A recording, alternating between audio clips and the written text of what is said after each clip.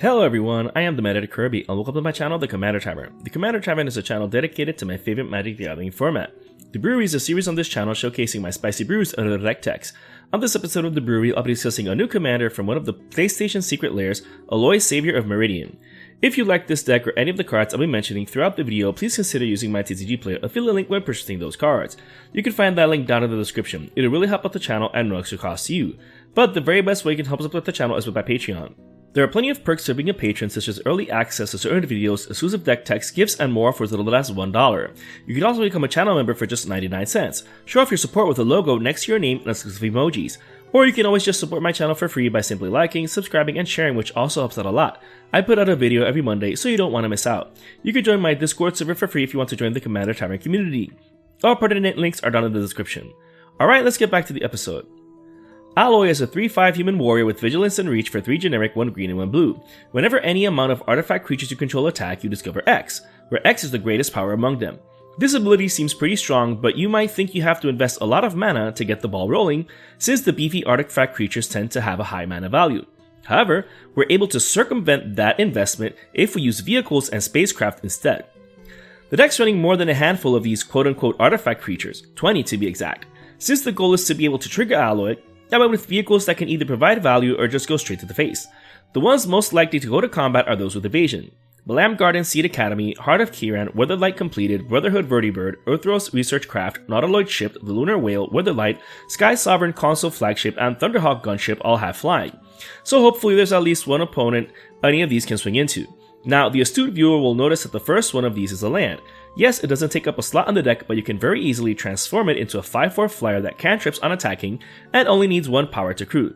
These all have their uses as well, with Weatherlight Completed also being a source of drawing cards. The Lunar Whale letting us play cards from the top if attacked if it also formed a card advantage, albeit more restrictive. The Weatherlight also provides card advantage by filtering the top 5 cards of our library. With how many historic cards in the deck, we're bound to hit something. The best of these though is the Spacecraft, which lets us draw a card whenever we cast an artifact spell. It does need at least 3 charge counters for the ability to get online, but then it also gets a charge counter whenever it triggers. This makes it even easier to become a creature, which is how it becomes a massive beater, essentially having power equal to the number of artifacts we control, just like the Brotherhood Vertibird. These are so amazing at triggering Aloy, potentially getting a massive spell off the top. Speaking of, an all-star here for that is Scroll Rack. With the help of sort of controlling what's on the top of the library, if you have something expensive in your hand, you want to cheat it with Aloy's Discover ability, you just activate the scroll to get it done. You can also achieve this multiple times by cloning Aloy with Chameleon Master of Disguise, Sakashima of 1,000 Faces, Sakashima the Imposter, Spark Double, and Auton Soldier. Each of these can be a copy of Aloy without breaking the legend rule. This is great at discovering multiple times in a turn. Just keep in mind that if you attack with Auton Soldier along with other artifact creatures, the Discover trigger will not happen on the copies created by the Myriad ability. Helm of the Host is another great way to copy Aloy, since we can get a new copy each turn if not dealt with. Plus, it also ups the artifact count on our board. Going back to those artifacts, the Lux Dragster is another amazing attacker since it's essentially unblockable. You can just keep swinging into an opponent without an available vehicle. On top of that, you can free cast any instant or sorcery from their graveyard, exiling it afterwards. Thunderous Velocipede and Night Paladin don't have evasion, but having trample means there might be a possibility of getting through defenses. Aloy does trigger on attack and not combat damage, but we do want the vehicle to survive attacking after all. The Velocipede is also useful in that it pumps each other vehicle and creature we control that enters. The Night Paladin deals damage to each opponent, which isn't nothing. Speaking of, Reaver Titan also has the potential of getting through if an opponent only had cheap blockers. Not only that, but it essentially has protection from cheap interaction like Swords to Plowshares, Pongify, Assassin's Trophy, Chaos Warp, etc. And it also deals damage to all opponents when attacking, apart from that massive 10/10 power toughness stat. Lumbering World Wagon also has the potential of a massive power stat depending on how many lands you control. With this being a green deck, you know we should have plenty of lands in play. In any case, it ramps us a basic land when it enters the battlefield too. The deck is still running Farseek Nature's Lore 3 visits into the north and Rampant Growth, which should help out. But these 5 cards are to be expected. Let's see what spicy way I'm making the deck really ramp out. My favorite card for vehicles decks is Stair Tiller. When it becomes tapped, you can either drop a tapped land from your hand or get a tapped land from your graveyard. Since the deck is obviously running all 7 fetch lands, you can already see how this will get us a land per turn. We could tap it down to crew a vehicle or station a spacecraft or planet, getting us to trigger. Even better is how it also interacts with Inventor's Fair. We can use the Fair to get the Scare Tiller and then use the Scare Tiller to get the Fair back. This means that we can use the Fair to tutor for any number of artifacts from our library. Granted, it's mostly to recycle fetch lands, but if we had the fair first, we guarantee the scare tiller and can then abuse this if we wanted to. Going back to vehicles, the Omen Keel is another way to guarantee we may never miss a mana drop. However, keep in mind that while we can cast this as a vehicle, its default version is its front side, Cosima God of the Voyage. So it's not a vehicle or even artifact while in your library, so you can't tutor for it with Inventor's Fair. In any case, this is never cast as Cosima, only ever cast as the Omen Keel. As long as we hit an opponent with this, we exile instead of mill, then being able to play any lands exiled this way. I love this card. To think that it's not even green is so bizarre. Conqueror's Galleon is another vehicle that sort of has land synergy, but that's only because it transforms after attacking. It doesn't even need to connect, attacking is enough. Once its Conqueror's foothold, it's an amazing utility land. Being able to recover any card with its last ability might seem pricey, but being able to recover a utility card or even interaction at the end of the turn is amazing. Academy Ruins is the other recovery effect in the deck, and it's amazing here even if it's top decking. Since we can activate it at instant speed, we can do so in response to Aloy's trigger, allowing us to recast that recovered artifact for free, so keep that in mind. Speaking of graveyard shenanigans, Unlicensed Hearth is great as disrupting opponents, especially graveyard decks. Last thing we need is that quote-unquote casual deck, cheating in massive Praetors and or Eldrazi from their graveyard with little effort. Other spicy vehicles in the deck include Dermotaxi and Imposter Mech to copy the best creatures in the game. The best thing about Dermotaxi is that we can crew it by tapping down creatures with 0 tower if we had any. I love these vehicles because we can make the most of our opponent's bombs with little to no effort. Last but not least is the Indomitable. This card is already amazing on its own, but in an aggressive deck like this one, it really shines. Being able to draw a card per creature connecting and not opponent hit is significant card advantage.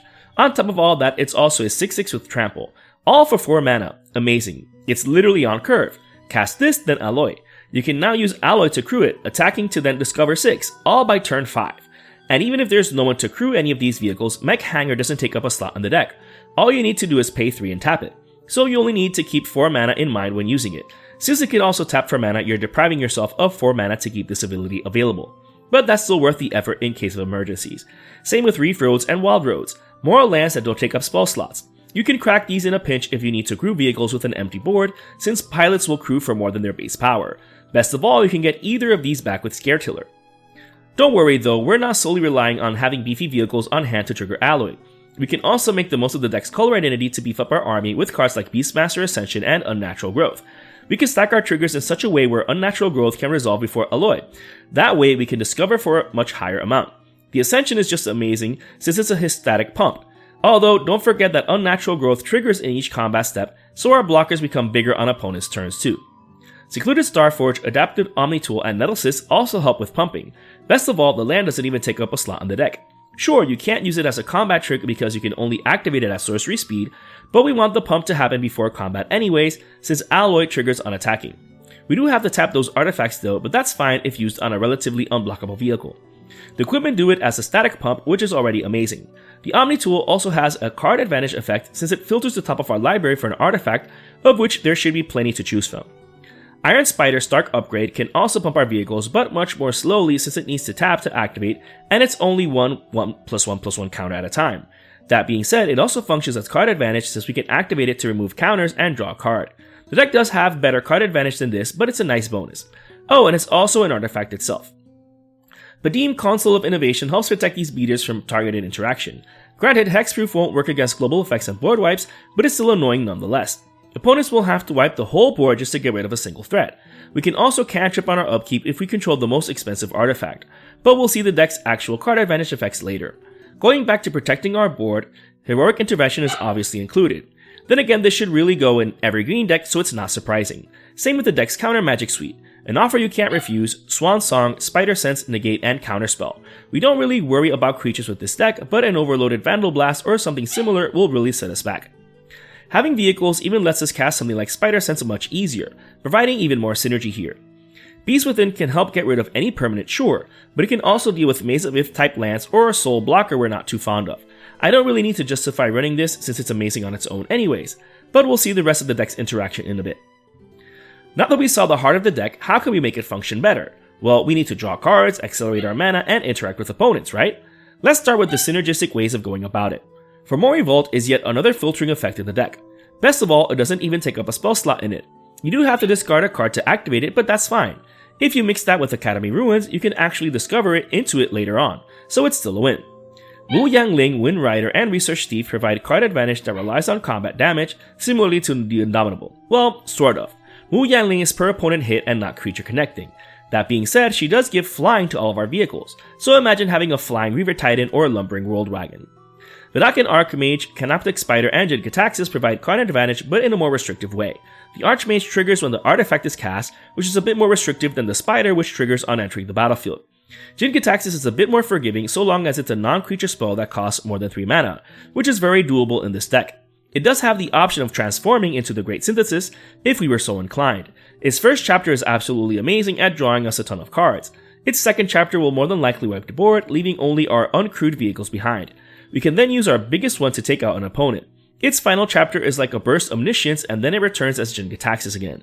Amazing card in the deck. But the best card draw effect is found on Shimmer Dragon. Not only is it a 5/6 flyer with hexproof for just 6 mana, but we can tap 2 artifacts at instant speed to draw a card. We can do this at the end of the opponent's turn before ours to get a massive advantage. This card is such a powerhouse here.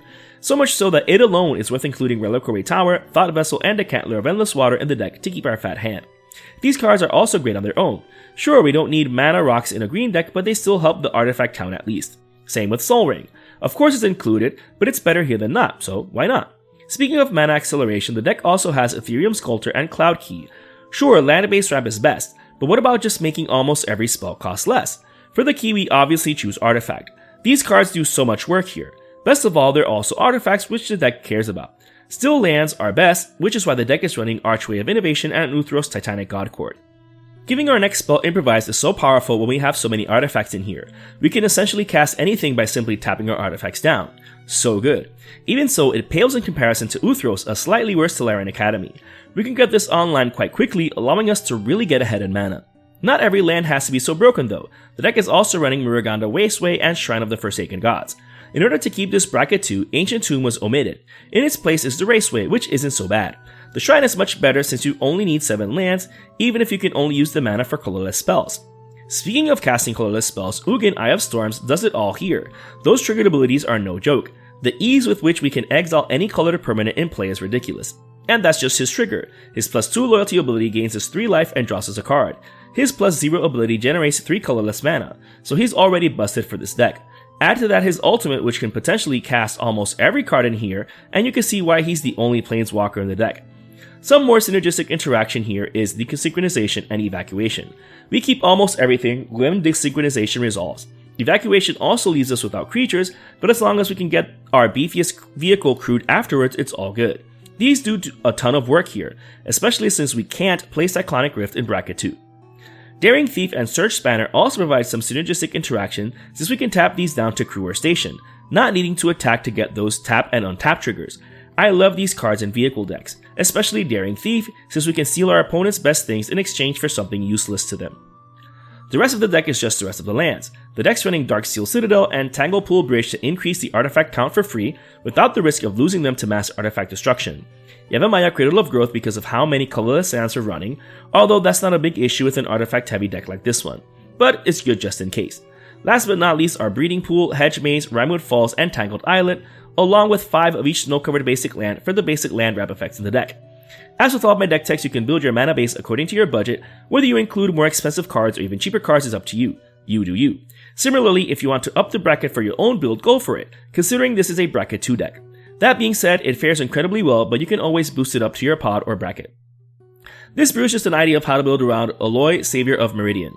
I wish I released this video earlier, instead of Bruce Tarl and Nikra Shidiki, sort of interrupting my string of PlayStation Secret Lair deck techs, especially since they dropped last Monday, so I'm essentially releasing this video a week late. That being said, hopefully you get some ideas if you're waiting for that secret lair to arrive. Or maybe you can build the Universes Within equivalent 5+ years from now when WotC decides to finally reprint them. In any case, if you're interested in the deck list of this spicy brew of mine, you can find a link to it down in the description. I would like to thank all my patrons for supporting me, and a quick shout out to all my higher tier patrons, the Brewers, for their patronage.